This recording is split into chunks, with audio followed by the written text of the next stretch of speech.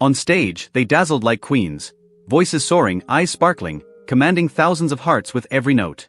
But when the curtain fell and the crowd faded, they returned to a silence far more crushing than any failed note, a life of secrecy and isolation.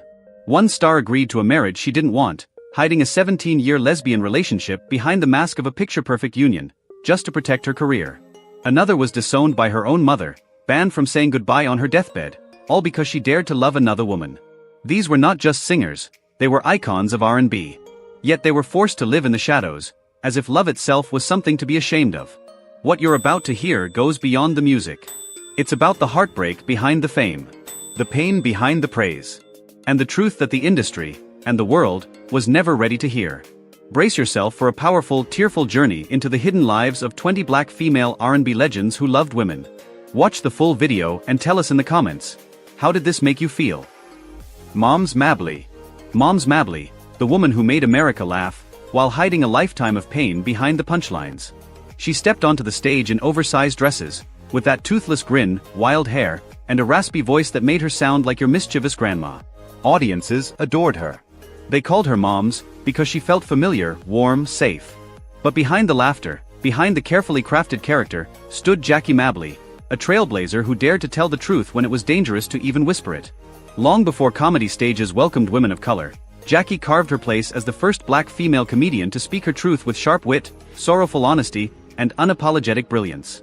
She wasn't just a vaudeville act or a traveling performer. She was a poet with punchlines, a storyteller wrapped in pain, and an openly lesbian woman in the 1920s, when being black was enough to get you erased, and being queer could get you destroyed. Born into a brutal world that offered no refuge to women like her, Jackie endured abuse in childhood and was forced into marriage as a teenager. But she broke free, running away to chase a life that barely existed for people like her. From rundown playhouses to packed city theaters, she sang, she joked, she survived. Then came New Orleans. There, in the hazy magic of jazz nights and cigarette smoke, she met Clara, a young jazz singer with lavender-scented curls and eyes that didn't laugh at Jackie's jokes, but listened to them. With Clara, Jackie didn't have to perform. She could simply be. One rainy night, the two walked along the river, whispering about dreams, of living honestly, of loving without fear. Clara gently took her hand, kissed her cheek, and just like that, Jackie felt seen. But someone had seen them. By morning, Clara was gone. No warning.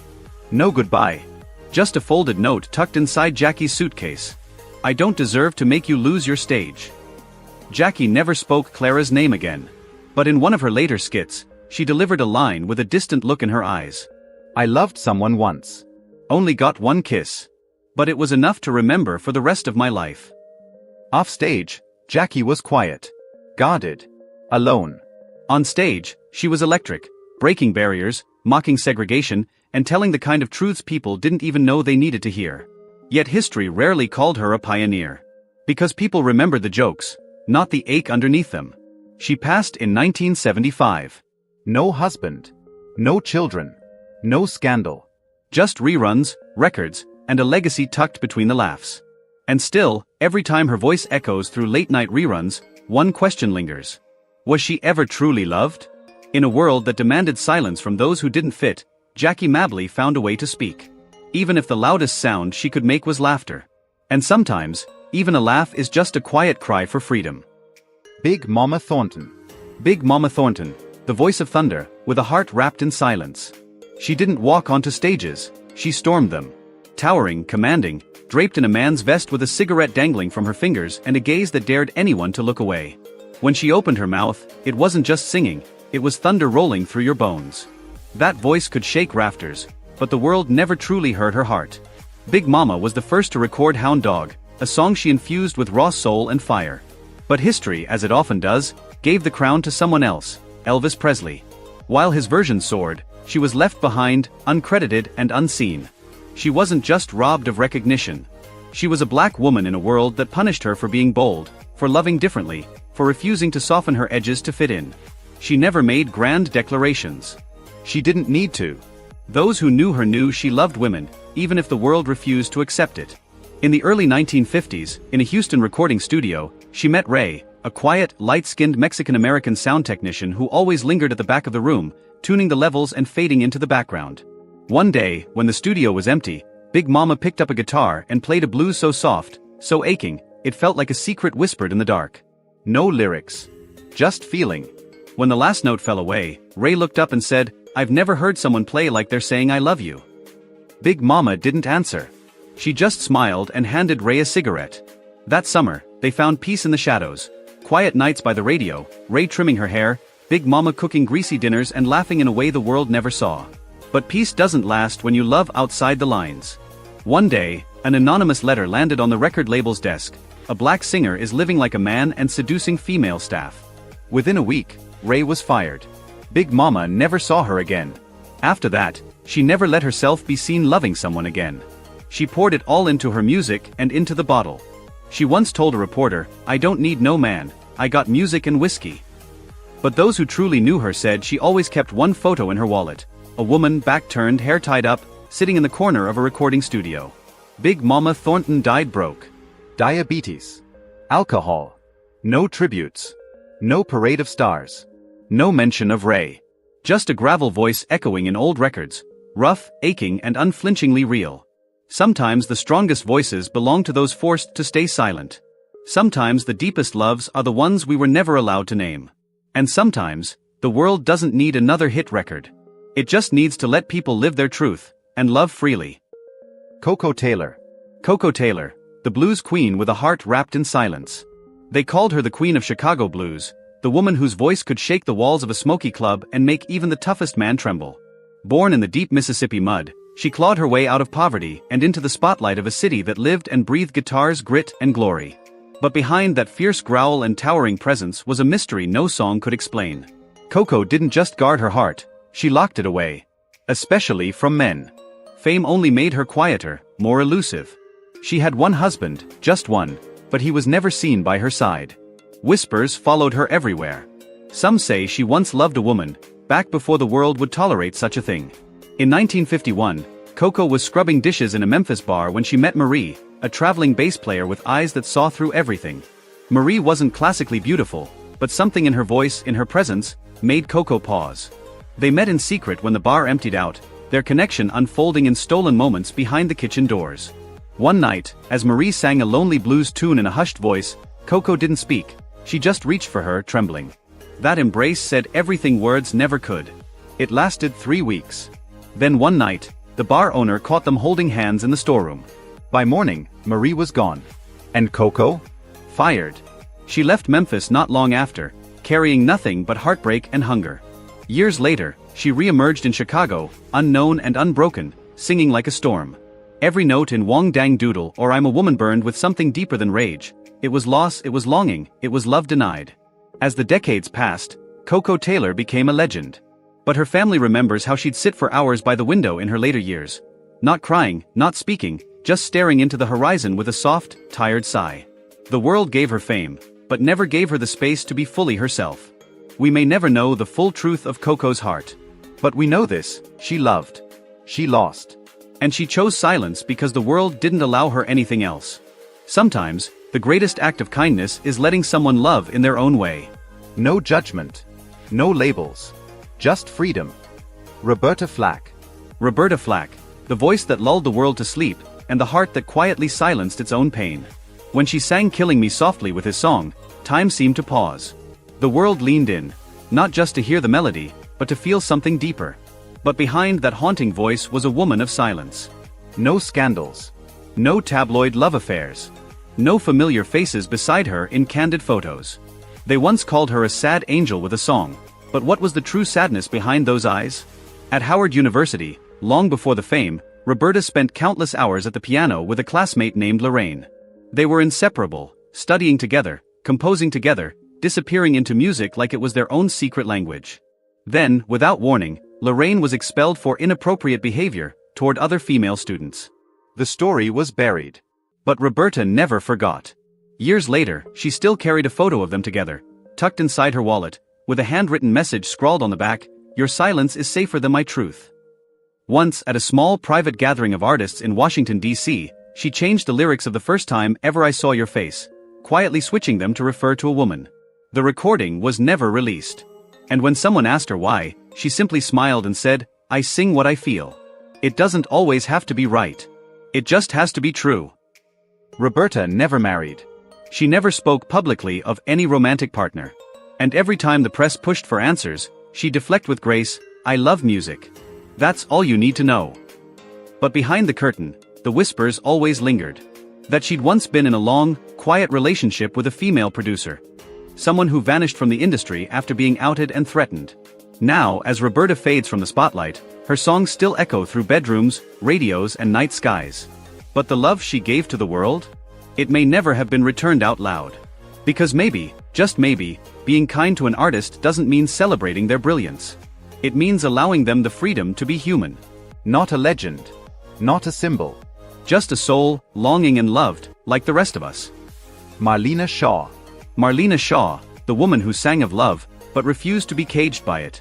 Marlena Shaw doesn't just perform, she confesses, she testifies. When she steps on stage, her voice doesn't just carry a melody, it carries a lifetime. To middle-aged Black audiences, she's a soul sister with velvet grit. To the younger crowd, she's an icon of defiance, bending notes and rules in equal measure.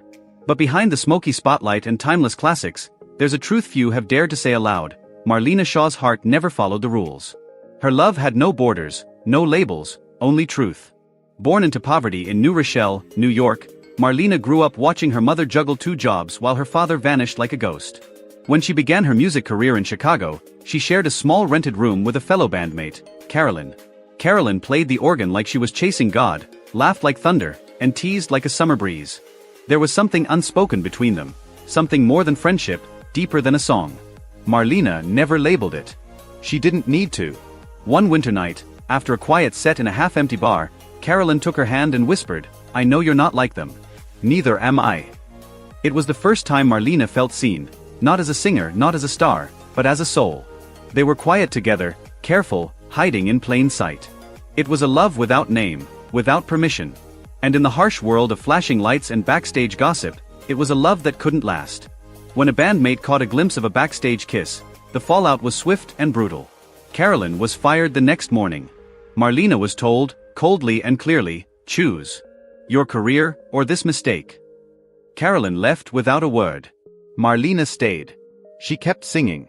And the world clapped louder than ever. But when interviewers asked about love, she would only smile and say, "I love souls, not genders." In 1987, when a talk show host asked her about the first man who made her heart race, she laughed softly and said, "Not a man. But he made me sing like I was truly alive." These days, Marlena Shaw rarely takes the stage. But when Woman of the Ghetto or California Soul plays, somewhere in that groove, in that sigh between verses, you can still feel the echo of a love that dared not speak its name. Maybe she never needed the world to define her. But if the world had been a little gentler, maybe it could have let her keep what mattered most. Because love doesn't need a name. It only needs a chance to live, just once bravely in a lifetime. Bernice Johnson Raygon. Bernice Johnson Raygon carried the fire of revolution not just in her voice, but in the quiet corners of her heart. She wasn't a diva basking in spotlight glamour, she was the heartbeat of a movement. As the founder of Sweet Honey in the Rock, she helped build a powerful chorus of Black women whose harmonies echoed with resistance, justice, and healing. Her voice wasn't conventionally pretty, it was raw, urgent, unforgettable. Every note she sang felt like a cry from the soul of a people long denied their full humanity. She was, in every sense, the spiritual mother of liberation music. And yet, few knew the cost of that title.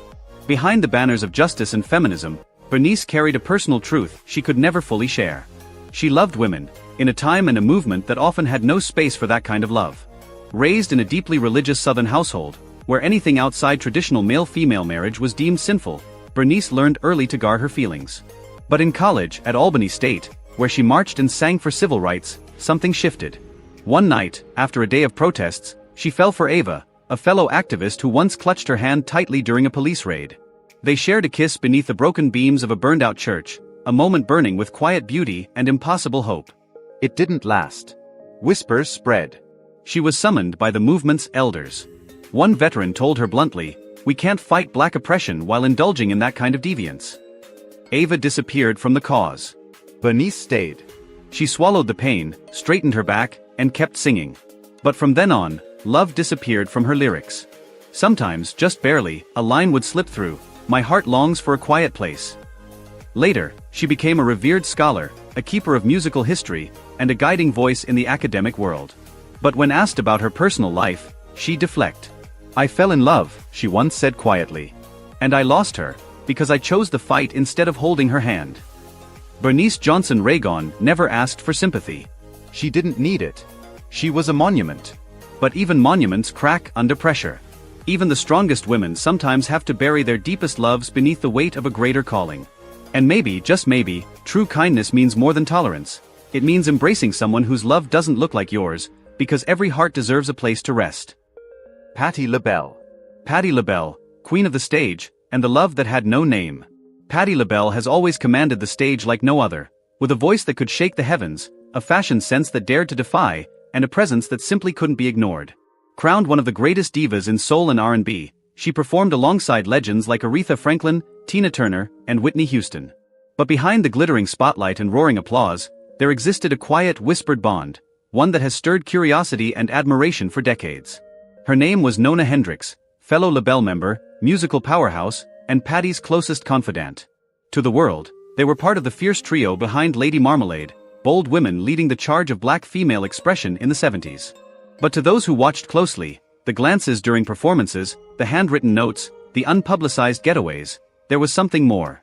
Something tender. Something unspoken. Rumors of a hidden love swirled for years. And though Patti and Nona always denied anything romantic, whispers grew louder. One night in Detroit after a show, a stagehand reportedly entered Patti's dressing room, only to find the two women silently embracing, eyes red, no word spoken. No one asked. No one dared. But when a reporter later questioned Patti about love, her answer was soft but sure. Love doesn't always need a name. But it's real. Even after LaBelle disbanded, their connection remained untouched by time. Always present at milestones in each other's lives, yet never giving the world the explanation it so desperately sought. Patti once said on a talk show, "If I've ever loved anyone more than myself, it's Nona. Call it whatever you want, I don't care."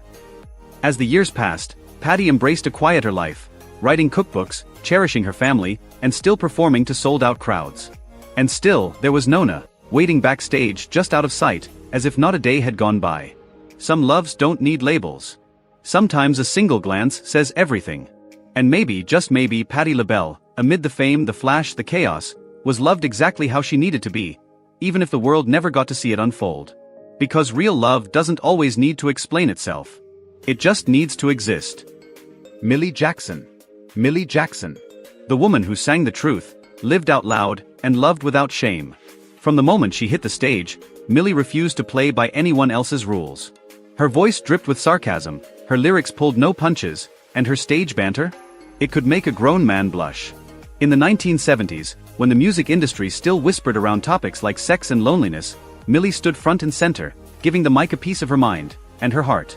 But behind the bold exterior was a woman shaped by hardship. Born in the Deep South, orphaned young, and raised in a world that told her loudly that women like her didn't belong, Millie carved her own space anyway. She knew who she was.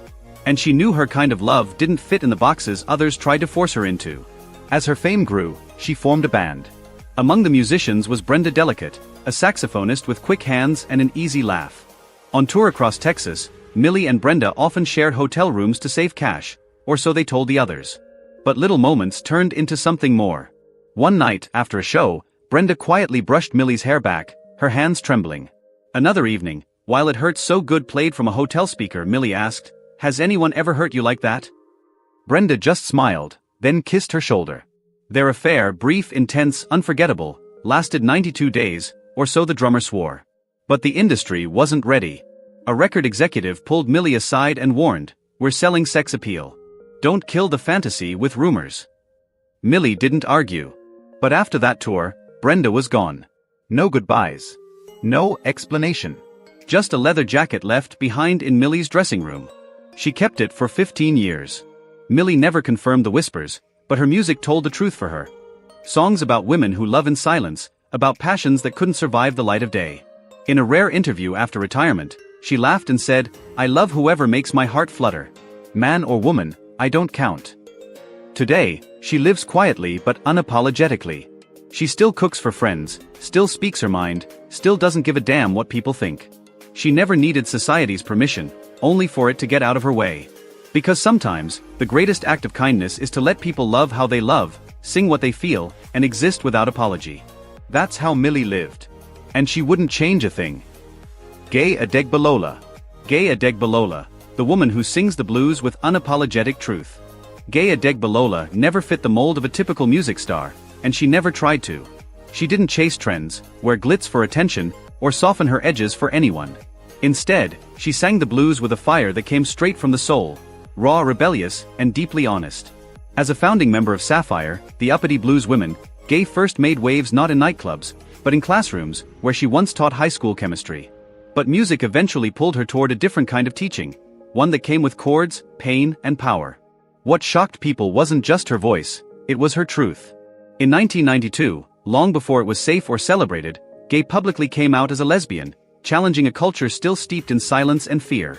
She spoke openly about Roz, the woman who changed her life. They met at a feminist conference in Washington. Roz had a quiet voice, a tilted smile, and eyes that made you forget how to breathe. One rainy afternoon, when the crowd had thinned and the sky hung heavy, Roz gently brushed the raindrops off Gay's face and whispered, "You don't always have to be so strong." In that moment, Gay let herself be vulnerable, for the first time in a long time. Their love blossomed quietly, but the world around them wasn't quiet for long. Whispers turned into rumors. The story reached Gay's parents, and worse, the school board. She was threatened with the loss of her job. Roz, too, faced pressure from her family. In the end, Gay made the painful decision to walk away, not because she stopped loving Roz, but because she knew what she stood to lose. But something shifted. Gay stopped hiding. She poured her heartbreak, her rage, and her resilience into her music, transforming the blues into a defiant anthem for the silenced. She became an outspoken activist, a mentor, and a fierce voice for the LGBTQ+ community, especially for Black women who had been told their truth was too loud, too messy, too much.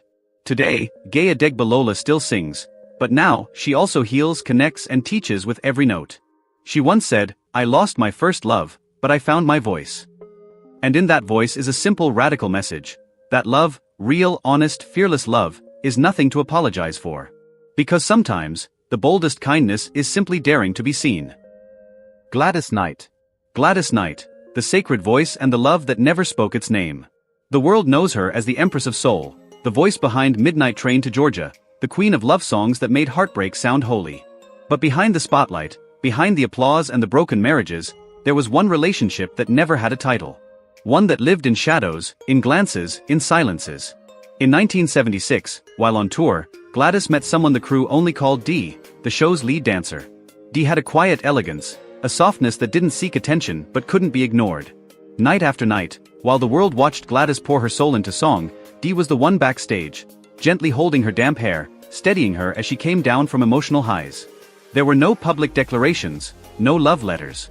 But the way they looked at each other made everyone whisper. One night in Houston, someone saw them holding hands. And just like that, rumors took flight. The manager quietly let Dee go after the tour. Gladys said nothing. But something changed. Her voice dipped lower, slower, more fragile. During a recording session for Neither One of Us Wants to Be the First to Say Goodbye, a former assistant remembered her breaking down in tears, the only time she ever cried in the studio. The relationship was never acknowledged. Gladys married again. And again. But those close to her say none of those men ever made her fall silent the way Dee did. Now, at 80, she still performs with a voice that has never betrayed her. But if you listen closely, really listen, sometimes, tucked in a lyric or buried between the notes, there's a softness. A shadow. A whisper of someone the world never saw. Because not all love gets announced. But all love, every kind, deserves to be honored. To be kind isn't to agree. It's to stop judging others for loving differently than you do. If you've stayed with us this far, it means your heart is open. Open enough to hear what history tried to forget. The first 10 women in our story had powerful voices. But behind them, hidden in the silence, were nameless kisses, invisible hands, and stories too fragile to be told, until now. The story doesn't end here. There are deeper scars. Harder truths. And one question we must ask, if these women had loved men, would the world have treated them differently? Linda Tillery. Linda Tillery, the silent keeper of the nameless souls. In the electric funk and soul surge of the 1970s, Linda Tillery wasn't the loudest voice in the room, but for women yearning for freedom, she was a quiet beacon. Her voice carried more than melody. It echoed African rhythms, whispered folk traditions, and gave breath to the forgotten stories buried in Black history. As the founder of the Cultural Heritage Choir, Linda used music as a vessel, to honor ancestors, to educate, to heal. But what the world didn't see was that her own life held a hidden chapter of courage and heartbreak. Once, in her early years as a student, Linda fell deeply in love with another woman, a white musician. It was a love laced with fear, unfolding in the shadows of a world that wasn't ready to see them. One night after a church performance in Oakland, Linda reached for her lover's hand, just for a moment, under the warm stage lights. But a single disapproving glance from a manager was enough. They let go. And weeks later, her girlfriend was quietly removed from their collaboration. From that moment on, Linda chose a different path. A quieter one, but also a bolder one. She came out as a lesbian and never looked back. She stood proudly for LGBTQ+ rights, never loud or confrontational, but with the kind of strength that doesn't flinch. Calm. Centered. Unshaken. Today, Linda's life is filled with music, community, and peace. Free from the need for permission or applause. Because sometimes, true kindness isn't just about accepting others. It's about letting them live their truth without ever asking them to explain. Natalie Cole. Natalie Cole, the princess with a voice of gold, but a heart imprisoned in a palace of expectations. As the daughter of the legendary Nat King Cole, Natalie was born into American music royalty. But behind the glamour and applause was a woman constantly haunted by comparisons, forever trying to prove she wasn't just her father's echo. Her rise was tangled with struggle, battles with addiction, illness, and a quiet sorrow that never quite left her smile. One piece of that sorrow? A love the world never got to see. It began in a recording studio in Los Angeles. He wasn't famous, just a session singer with gentle eyes and steady hands. Hands that held Natalie when her world was spinning. Their late-night sessions turned into soft embraces backstage. It was pure. But not permissible. One day, a manager leaned in and said coldly, "If you keep seeing him, your contract's gone." Just like that, Natalie walked away. No goodbye. No explanation. He vanished. All that remained was a single unreleased track, Natalie's quiet confession into a microphone. "She touched me, and I felt safe." She later found fame again, won Grammys, built a family. But in every performance, in every acceptance speech, there was always a flicker of sadness in her eyes. The kind of sadness that comes from loving someone the world wouldn't let you keep. So the next time you hear her sing, remember, not every lyric makes it to the record. And not every love is allowed to live. Some are buried beneath the spotlight, silenced, but never forgotten. Chaka Khan. Chaka Khan, a woman who never asked for permission to be herself.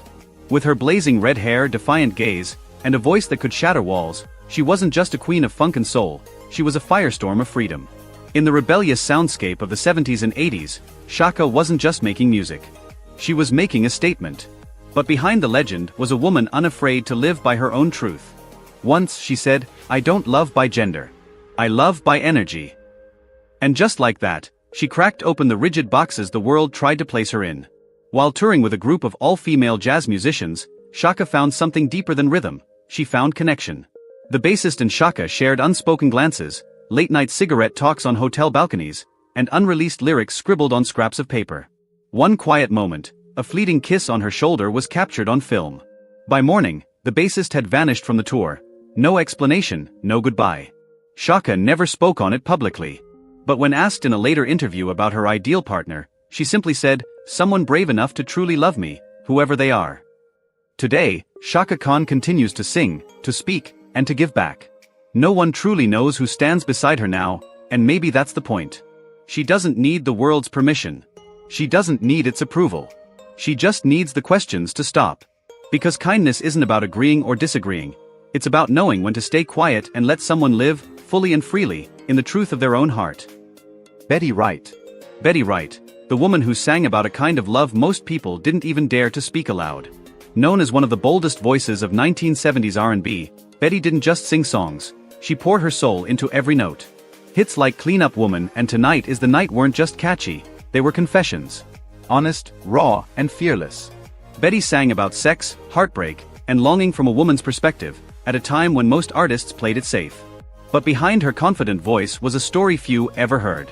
At the peak of her fame, Betty recorded a demo with the haunting lyric, "She touched me like no man ever dared." The line was bold, too bold. Her label refused to release it. They changed the words, buried the original version, and moved on. But the truth had already found its voice. An old friend once whispered a memory from Betty's early days in Miami. Back then, she had a quiet relationship with a young woman named Marie, who played the organ at a local church. The two would meet alone in the afternoons to rehearse and dream. But one day, a pastor found them embracing in the organ room. Betty was asked never to return. Marie vanished. And Betty, she never spoke Marie's name again. But if you looked close, you could see it. Her eyes would soften, just for a second, when someone mentioned first love. As the years passed, Betty's ballads only grew more tender, more aching. And many who truly listened believed she was still singing to someone lost in time, someone whose love had no name, at least not one the world was ready to hear. Because sometimes, the bravest songs are the quietest ones. And the most powerful love stories are the ones that never got to be told, except in melody, in memory, and in the soft places of the heart. Faith Nolan. Faith Nolan, the blues singer who gave voice to the unheard. Faith Nolan may not be a household name in mainstream R&B, but for the LGBTQ+ community and generations of activists, she is a legend, a soulful fire that never flickered, even in the darkest winds. Born into a working-class African-Canadian family, Faith grew up surrounded by poverty, systemic racism, and the crushing weight of gender expectations. But music became her escape, her power, her truth. She once said, "I don't sing to be a star. I sing so people like me know they're not alone." Her first love was a woman named Renee, a passionate community organizer in Toronto during the early waves of the feminist movement. Their love was bold, unapologetic, and public at a time when that was dangerous. One night after a performance, the two walked into a restaurant hand in hand, and were thrown out for offending the customers. Renee cried at the door. But Faith, with the quiet strength that defines her, looked her in the eyes and said, "We're still going to sing. Don't let them take our voices away." They stayed together for years, holding each other through protests, poetry, and song. But eventually, life pulled them in different directions. Renee moved abroad, while Faith stayed behind, still writing, still performing, still fighting. Today, she lives a modest life, offering free music classes to young queer people, many of whom have been kicked out of their homes. Faith Nolan doesn't need a spotlight. Her voice is a steady flame in a world that tries to silence too many. Kindness, she shows us, isn't about applause or awards. It's about showing up, living honestly, and singing your truth, even when no one's listening. Whitney Houston. Whitney Houston, the lost angel in a love the world wasn't ready for. Whitney Houston wasn't just a voice, she was the voice. A once-in-a-generation talent who sang with the kind of soul that could stop time. With "I Will Always Love You," she didn't just break records, she broke hearts wide open. But behind the spotlight, behind the iconic gowns and sold-out arenas, was a love story the world was never allowed to see.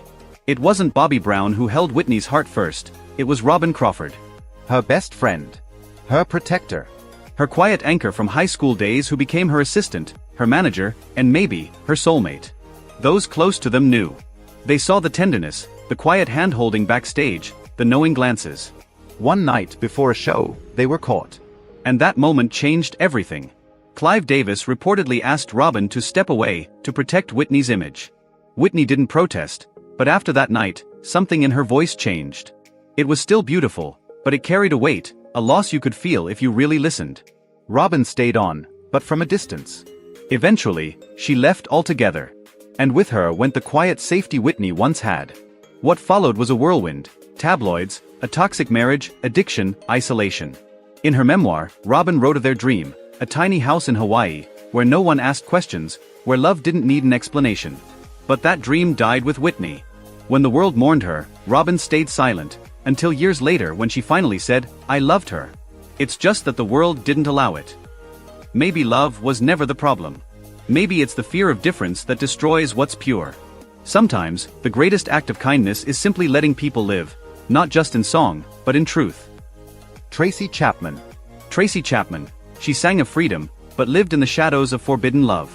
With Fast Car, she became the quiet storm that broke through barriers, a soft but steady voice that echoed in the hearts of the lonely and the overlooked. Her music whispered truths about pain, escape, and hope, while her own truth remained carefully hidden. Behind the reserved public persona was a deeply private romance with celebrated author Alice Walker. For a brief, tender period during their rise to fame, the two shared a quiet life together. At one intimate performance, Tracy gently held Alice's hand backstage, until the flash of a camera made her pull away. The relationship didn't survive that moment. Alice would later reflect, "She loved me, but she was afraid the world would know." Today, Tracy lives far from the spotlight, No social media, no tabloids, just silence. But maybe real love doesn't always need to be explained. Maybe kindness is letting someone carry your name in their heart, even if the world never hears it. Nedra Johnson. Nedra Johnson, the saxophone soul with a voice that refuses to be silenced. She's not your typical diva, but the moment she takes the stage, you know you're in the presence of something powerful. The daughter of legendary jazz musician Howard Johnson, Nedra carved her own path, not toward fame, but toward truth.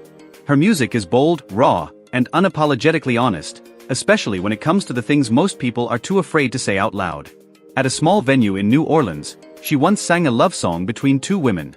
A man in the crowd, angry, hurled a water bottle at her. Nedra didn't flinch. She bowed her head and calmly said, "Thank you. But I don't drink silence." Her first great love was a drummer, another woman. Though the world forced them apart, the two remain artistic partners to this day. Nedra doesn't beg for approval. She doesn't chase applause. She simply creates, loves, and resists through her music, with every note a quiet revolution. Michelle Ndigiocello. Michelle Ndigiocello, the woman who dared to blur every line. Michelle Ndigiocello didn't just make music, she broke boundaries wide open.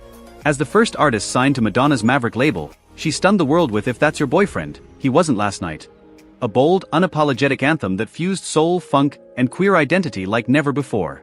With her hypnotic bass lines and raw, poetic lyrics, Michelle didn't ask for permission, she demanded attention. But behind the music was a deeply personal story most people never heard. Her first love was a woman 12 years older, a poetry teacher in Washington, D.C., who awakened both her artistry and her truth. Michelle even wrote a song just for her, filled with tenderness and fire. But the label shut it down, calling it uncommercial.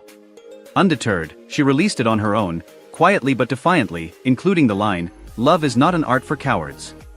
Today, Michelle lives with her partner and son, still crafting music that doesn't beg for approval. For her, kindness means sound without shame, and love without limits. Carl Bean. Carl Bean, the man who carried the voices of the silenced. Carl Bean wasn't a chart-topping diva or mainstream sensation, but his voice became the heartbeat of a movement. With the powerful anthem, I Was Born This Way, he gave the Black LGBTQ+ community something they had long been denied, a song that said you are enough, just as you are. Though he was a pastor, the very church he served turned its back on him for daring to speak his truth, that he loved men. In a quiet, private moment, Carl once admitted that his first love was a boyhood friend. Someone he never got to call his partner, even in whispers. But Carl didn't let rejection break him. He built his own church. He cared for people living with HIV when few others would. He became a father figure to queer youth, teaching them how to love themselves in a world that often refused to. When he passed in 2021, he left behind more than sermons or songs. He left behind a legacy of compassion, courage, and unconditional love. Kindness isn't always loud. Sometimes, it's the silence we hold so others can speak their truth. In a world full of gossip, cruelty, and noise, Carl reminded us that we don't need to ask who someone loves to respect who they are. They are artists. They are human. They are souls who feel deeply, who laugh, cry, break, and heal. Understanding doesn't make us weak. It makes us more human. We know these 20 stories have been emotional, even heavy. But thank you for staying, for feeling, and for listening.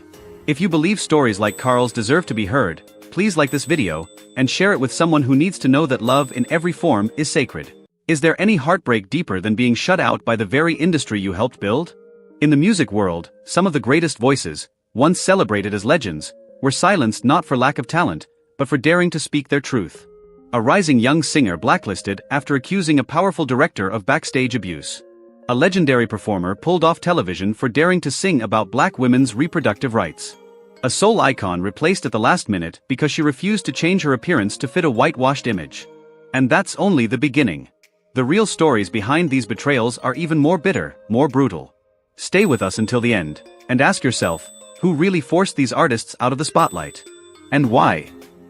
Esther Phillips, the woman who knew too much. They used to say Esther Phillips didn't just sing, she testified. Her voice wasn't polished, it was raw. Desperate. Like she was pleading with God under a single spotlight, bleeding truth with every note. But there's something the public never really knew. Esther once said, "I'm not just singing. I'm reporting." And that was the problem. Born into poverty, Esther was a teenage prodigy. A voice too powerful to ignore and too honest to control. At just 15, She was coerced into signing what she later called a black ink prison sentence. A lifelong contract that made others rich off her pain. But it wasn't just the business that punished her. It was her courage. In 1972, during a concert in Harlem, the music faded out. Esther stood center stage, drenched in sweat, looked out at the crowd, and dropped a bombshell. Her label manager had raped her. The band froze. The audience sat in stunned silence. Some thought it was part of the show, but she wasn't acting. The next day, the local paper buried it. A single line on the bottom of the culture page: Esther Phillips causes a stir with unproven allegations. Weeks later, her recording session was cancelled. A radio host pulled her invite, whispering, "I can't risk it. She's radioactive." One industry insider said it out loud: "She talks too much. They're shutting her out." But the twist goes deeper. A freelance journalist named Marcus Hilton had interviewed her that same night. He never published the piece. But while digging through her copyright files, he found a chilling tape: Esther's voice, drained and defiant. "Even my painkillers are more free than I am." Hilton kept the tape. 3 months later, he died in a mysterious house fire that no one investigated. By 1984, Esther was gone. No contract. No copyright. No spotlight. She died alone in a tiny apartment, not from violence, but from the weight of being silenced. They didn't have to kill her. They just erased her. Esther Phillips wasn't forgotten because she failed. She was forgotten because she spoke. And in an industry built on silence, that was the ultimate crime. Billy Paul. Billy Paul, the voice of life in a world that worships silent death. Billy Paul didn't just sing love songs, he sang truth, wrapped in velvet vocals. While other soul singers played it safe, steering clear of controversy, Billy walked straight into the fire. In 1976, he dropped Let's Make a Baby, a tender prayer-like ballad about love, life, and creation. But to the powers that be, it wasn't just a love song. It was a threat. A black man, softly whispering about creating life, in the dead of night on national radio? That was more dangerous than any protest anthem. Just days after the song aired, radio stations began receiving quiet warnings. An internal memo, later leaked, listed Let's Make a Baby alongside songs about war and rebellion. The charge? Morally inappropriate. But beneath that sanitized label was the real fear: a black man daring to speak of procreation as power. Billy didn't back down. But the real betrayal came from within, his own label. "Don't promote that song," a staffer was told. "You don't get it. That song isn't about love. It's about protest." And if you listen closely, it is. With lyrics like, "We create life to fight the death programmed into us from a young age," Billy wasn't just crooning, he was resisting. Suddenly, his fall tour was cancelled. European gigs replaced without notice. The final blow? A Chicago show where Billy, dressed and ready, was bumped for a white country singer, escorted out backstage like a stranger.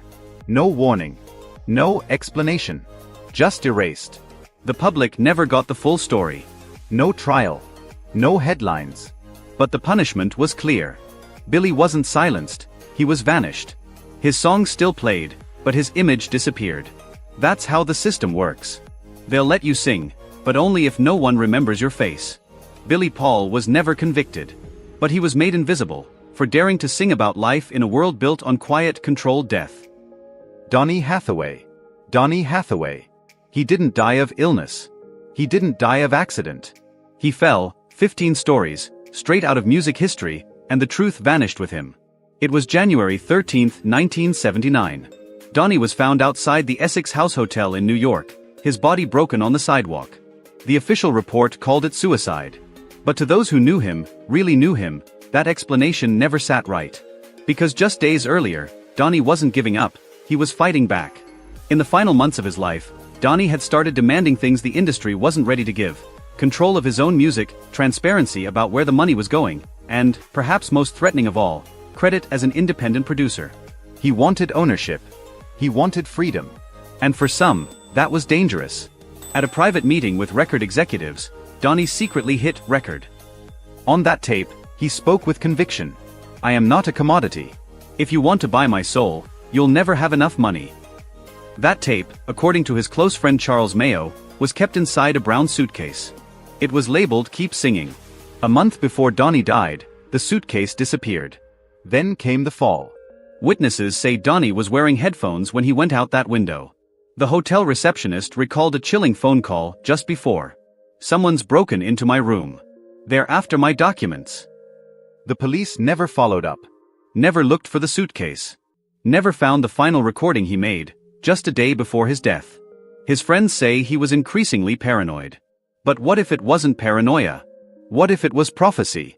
He once cancelled an interview after realizing the studio mic was still hot, convinced someone was always listening. Always watching. A month after his death, his label released Donnie Forever. His family never saw a dime. The final song he recorded? Vanished. To some, it's just a tragedy. To others, it's a cover-up. Because not all assassinations need a bullet. Sometimes they just let you fall, and call it fate. Fontella Bass.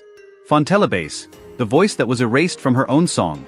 She gave the world Rescue Me, that unforgettable cry of love and longing, but decades later, one question still haunts the music industry. Why was Fontella Bass never credited as a co-writer? She created the hook. She was the voice. That soaring, desperate call for rescue in the mid-60s wasn't just sung by Fontella, it was born from her soul. Yet when the legal papers were filed, her name was mysteriously absent. Not a single line acknowledged her role. And the truth? It was buried beneath a line of fine print she never saw coming. In a rare recording, one that vanished from the internet just 48 hours after it surfaced, Fontella revealed that the music was still echoing in her mind as she left the studio, but something else had vanished, her control. She had unknowingly signed a provision, one faint clause tucked away, surrendering all rights to the song. She hadn't been given time to read it. And the person who handed her that paper? Her own manager, the one person she trusted most, who stayed silent for the rest of his life. 3 months later, Rescue Me had become a national hit. A contract surfaced listing Carl Smith and Reynard Minor as the sole songwriters, neither of whom had been in the studio when the final cut was recorded. Fontella made a call to Chess Records, demanding to speak with the production manager. The secretary's cold reply still stings, "You have no claim here." Days later, her tour was cancelled, no reason given. Just silence. Her co-stars said she went from confusion to collapse. Once, she agreed to sing on a Georgia TV show. When she arrived, the poster didn't bear her name. It simply read, "Surprise guest, the voice of Rescue Me." She wasn't announced. She wasn't acknowledged. She had become the ghost of her own song. Eventually, Fontella Bass returned to the church, leaving behind the stage lights, the lawsuits, the stolen credits. The industry that once promised her the world had taken her name, her song, her identity. "They can steal my songs," she said, "but they can't steal the pain I carry." And even now, all these years later, the question still echoes. Who erased Fontella Bass from her own legacy? And who orchestrated the silence that followed? Linda Jones. Linda Jones, the angel silenced by a hidden boycott. Linda Jones didn't just die from diabetes. That's the headline they gave us. But the truth? It runs much deeper and darker. She died in a cramped, makeshift recording studio mid-session, pouring her soul into a new ballad. But behind her sudden, tragic death lies a web of unanswered questions, suspicious silences, and a quiet industry conspiracy no one ever dared to fully expose. In 1971, Linda was offered what looked like a golden opportunity, a lucrative contract from a major record label. But the fine print was poison. It demanded total control, no say in production, no co-writing credit, and full ownership of her future recordings surrendered. Linda refused. She scrawled a note on the margin of the offer in her own handwriting, "No voice for silence." 3 days later, her longtime manager, who happened to have close ties to that very label, publicly ended their partnership. Then the real erasure began. Tour dates vanished overnight. A New Jersey DJ later admitted he'd been told to cut her music from the airwaves. No new contract offers came in. And the song she was recording when she collapsed? It was called My Rights to Love. According to a close friend who heard the demo, it told the story of a woman stripped of everything because she dared to speak truths that others wanted buried. But that demo? Gone. The master tapes? Disappeared. The studio engineer? Quietly hired by the same label she rejected. And the studio itself?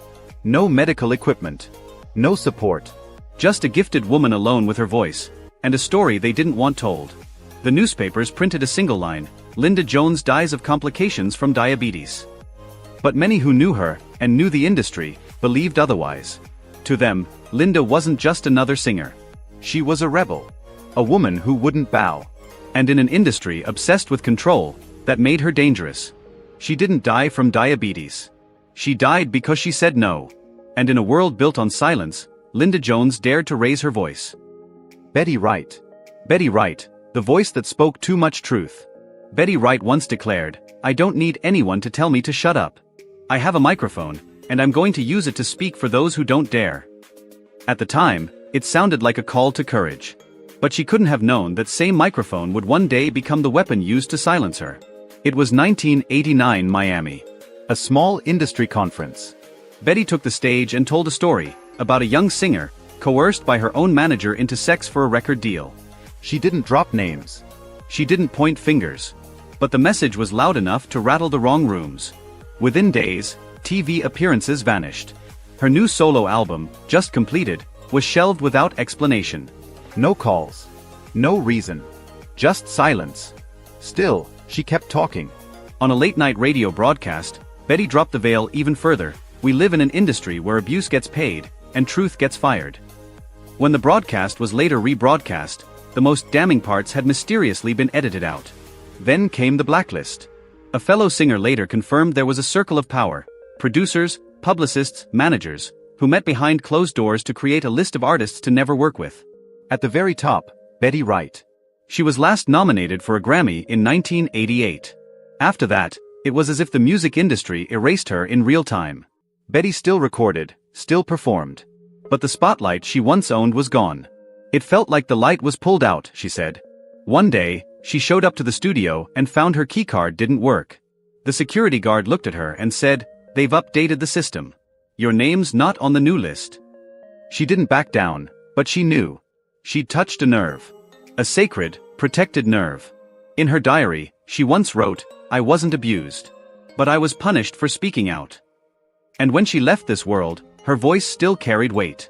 Still carried truths she never got the chance to fully reveal. But those who remember her, those who still feel her fire, know this much: Betty Wright didn't disappear because she was wrong. She disappeared because she was right, and far too real for an industry built on illusion. Millie Jackson. Millie Jackson. Queen of raw truth, or the rule breaker the industry tried to erase. In the R&B world of the 1970s, no woman dared to speak like Millie did. She didn't just sing about sex, power, and men who did women wrong. She called them out, bold and unfiltered, right there on stage. When Millie performed, it wasn't just music, it was confrontation. Laughter. Gasps. Truth. But behind the lights, behind that signature smirk and those unapologetically raunchy routines, a silent war was being waged. Millie was once hailed as the woman without fear, commanding entire arenas with 5-minute monologues that stopped time. "If You're Not Back in Love" by Monday wasn't just a song. It was a sermon. A slap. A scream. But while the audience was catching its breath, the industry was quietly closing doors. Contracts vanished. Tour dates got postponed. And somewhere on yellow paper behind studio walls, a blacklist grew, marked with one name, MJ Priority Level, Red. One of her darkest moments came in 1979, backstage at a major awards show in Atlanta. Millie had prepared You Symphony, a scorching satire aimed at the elite of the entertainment world. But just moments before showtime, a quiet voice pulled her aside. "It's been cut." No reason. No debate. Just silence. Later, a former sound engineer remembered seeing the list, the same one that labeled her a high-risk artist. After that, radio stations went quiet. Big box stores refused to carry her live and uncensored album. Press interviews were stripped of any political questions. The industry wanted her loud voice muted. As one Capitol Records insider put it, "We can't be in business with a woman demanding power, and demanding the right to be vulgar." But here's the cruel twist: the very things Millie was punished for, owning her sexuality, speaking on inequality, turning pain into performance, became the blueprint for the next generation of stars. Yet while others cashed in, Millie was erased from the conversation. She didn't die. But she was buried alive, entombed in calculated silence. "They want me to shut up," she once said. "But I say it. I'm alive." Because sometimes an artist's greatest crime isn't being wrong. It's being too real, too early, too damn brave for an industry built on denial. And if you've made it this far, your heart is still beating for justice. 10 more names remain, 10 voices strangled by invisible hands. But ask yourself this: if they weren't black, would they have been banned at all? Bobby Womack. Bobby Womack, the man who loved the wrong woman. When Bobby Womack married Barbara Cook, the widow of soul legend Sam Cooke, it wasn't just a scandal, it was a seismic shock that rippled through the music industry. The backlash was swift, brutal, and deeply personal. But this wasn't just about a taboo romance. This was the beginning of a quiet war, one waged behind studio doors, in boardrooms, and whispered in back-alley industry circles. Bobby had broken an unspoken rule, and the punishment was relentless. Sam Cooke had barely been laid to rest when Bobby, once Sam's protege, stepped into Barbara's life, and into a storm he never saw coming. They married just months after the funeral. But beneath that headline-grabbing union lay a deeper, darker truth. A journalist later uncovered that Barbara had received anonymous threats for continuing to use Sam's name in legal documents. One close friend claimed she once confided, "If I don't remarry soon, they'll take everything that belonged to Sam." It wasn't just love, it was survival. The industry struck back. Bobby was dropped from multiple record labels without explanation. His upcoming album? Shelved indefinitely. Rumors spread like wildfire that Bobby had broken some sacred code, crossed a line you simply don't cross. An insider at RCA, the label that handled Sam Cooke's catalog, reportedly said Bobby was viewed as an unauthorized heir. He was erased. His name wasn't even mentioned at Sam's memorial. Tour dates were mysteriously cancelled. Contracts were shredded before the ink could dry. Then came 1971, a cassette tape known only as the Confession Booth disappeared. On it, Bobby spoke openly about being followed, threatened, and blackballed after the wedding. A local radio station played just 17 seconds before the signal was cut. The rest was never heard again. Behind the love songs and fame, Bobby Womack was a haunted man. Silenced not by scandal, but by a system determined to protect a legacy and punish anyone who dared to touch it. He wasn't charged with a crime, but he was treated like a criminal. His offense? Loving the wrong woman at the wrong time, and daring to question who gets to inherit the legacy of a legend. Syl Johnson.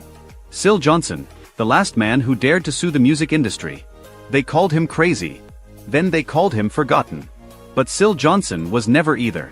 He was the bluesman with fire in his voice and fury in his soul. The man behind the soul-shaking anthem, "Is It Because I'm Black?" that sent shockwaves through radio stations and cracked open conversations no one else dared to have. At a time when artists were being robbed blind by an industry that profited off their work, Syl did the unthinkable. He filed 72 lawsuits against some of the biggest music companies in America for sampling his music without permission. While others stayed silent, Syl stood tall. And for a while, it looked like justice might actually sing his tune. But then, things got strange. TV interviews were cancelled without warning. His albums vanished from shelves, tucked away like forgotten relics. And a full-length documentary, already filmed, edited, and ready, was mysteriously shelved. A technician later revealed a chilling moment. During filming, Syl had said, "They don't want people to know that black folks invented all this soul music." The footage was sent for post-production. Then everything vanished. The hard drive burned. The server crashed. The data gone. "I've never seen anything disappear like that unless someone made it happen," whispered the IT tech. By 2007, rap legends were being sued for sampling Syl's songs. When pressed, a record label rep offered a stunning excuse: "We thought he was gone." Gone? No. Erased. The industry may have tried to write him out, but Syl Johnson never stopped fighting. "I'm the last one keeping the books," he once scribbled in his diary. "And it looks like they're gonna burn them." But he didn't let the fire consume him, he used it. Every time a hip-hop track sampled his voice, every time his music echoed in the streets, it was proof. Syl Johnson was still here. Still singing. Still standing. He may not have been paid in riches, but he was paid in legacy. In defiance. In presence. The industry tried to silence him. But Syl made sure they could never forget his song. Marlena Shaw. Marlena Shaw, the voice Billboard tried to erase. Marlena Shaw once stopped America in its tracks with California Soul. A song that shimmered with freedom, seduction, and unapologetic black beauty. Her voice was unforgettable. But what most people don't know is that the woman behind that iconic sound was quietly blacklisted by the very industry that once celebrated her. In 1981, Marlena signed a deal to promote a major soft drink brand. But when the commercial aired, something was off. They used her music, but not her face. Instead, a model danced in a bikini to her voice, while her identity was literally erased. All sound, no soul. Furious, Marlena stood her ground. "If you won't show my face, then don't use my voice to sell your soda," she said boldly at a small press conference. That one act of defiance cost her everything. Within days, her summer gigs were mysteriously cancelled. "We were asked to withdraw the invitation," one TV producer later admitted. They said Marlena was damaging the brand. But no one ever said who they were. Behind closed doors, her name appeared in an internal media company memo under the Chilling label, not aligned with PR strategy. From that moment on, her songs vanished from ad campaigns. Her albums were quietly pulled from distribution, for restructuring. The industry didn't just stop calling, they shut the door. But Marlena never bowed. She never apologized. "I can't sing about soul if my own soul is trapped in a distorted image," she once said. Her voice was silenced, but her spirit never was. When she passed away in 2023, it was quiet, but without regret. She lived and sang like someone who refused to be edited. A woman who chose truth over fame, even when it cost her everything. And Peebles. And Peebles, the woman who refused to change her skin to survive. And Peebles didn't need backup dancers, glitter, or smoke machines. All it took was one haunting line, "I can't stand the rain," and she could stop time. Her voice wasn't just powerful, it was pure soul. And that was the problem. As the music industry shifted in the early 80s, chasing disco balls, pop charts and marketable trends, and was told to reinvent herself. Cut your hair, lose the slow grooves, add some sparkle, make it modern. But modern in this case, meant something else, not too soulful. Not too dark. And stood her ground. "I don't change my skin to live," she told executives. "If my soul isn't in my music, then I'm not in it at all." Just like that, the label shelved her next album. Her Detroit concert? Cancelled, new direction, they claimed. A TV director later admitted he was quietly warned, and Peebles isn't what modern audiences want. The cruelest blow came in the studio. Mid-session, engineers were replaced. The track she was working on was handed to a younger, shinier pop-ready voice. A remix. A rewrite. A betrayal. The next week, and quietly returned to Memphis and cut ties with many of her old collaborators. No press conference. No angry statements. Just silence, and dignity. And Peebles didn't disappear because she lost relevance. She was pushed aside because she wouldn't sell out. She didn't fake it. She didn't water herself down. And that's exactly why real music lovers still chase her sound. Raw, unfiltered, and unapologetically true, no matter how the world changes. Gene Chandler. Gene Chandler, the crowned hero who refused to bow. They called him the Duke of Earl, a regal figure with a velvet voice that soared through the airwaves. But Gene Chandler was more than a stage persona in a tux and top hat. He was a lone warrior battling the quiet, cruel segregation that still gripped the music industry long after it claimed to be integrated. In the late 1960s, while other artists stayed silent, Gene took a stand. At a concert in Alabama, he halted the entire show when promoters refused to allow black fans to sit in the front row. "If I sing for the people, then I sing for all the people," he said. The Southern press branded him a troublemaker. But the real punishment came off stage. His name was quietly removed from a major tour lineup. One label told him to drop Earl G. Chandler and adopt a less ethnic name. He refused. The bookings slowed. The phone stopped ringing. One sound engineer later whispered about the existence of an unofficial soft blacklist, not on paper, but everywhere behind the scenes. In 1973, a promising recording session ended in eerie confusion. The system crashed. A strange man, not part of the studio staff, was spotted at the engineering booth. After that day, the tape was gone. No backups. No trace. Just silence. But Gene Chandler never gave up his crown. "If I have to bow my head to sing," he once said, "then I've got nothing left to sing about." He wasn't against music, he was against injustice. And those who tried to erase him failed to understand one thing.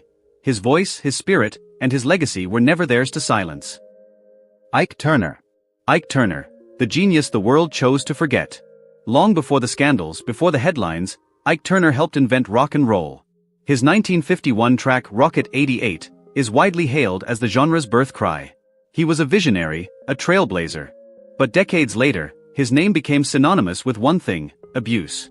After Tina Turner's explosive memoir in the late 1970s, Ike was effectively exiled from the music industry. But the full story, what happened behind closed doors, is more complicated than a headline or a courtroom. In 1985, a journalist tried to produce a documentary celebrating Ike's contributions to modern music. He sent proposals to 3 major networks. Every single one rejected the idea. The reason? Inappropriate branding. One music executive even warned, "If I hire Ike Turner, I lose 2 of my biggest sponsors."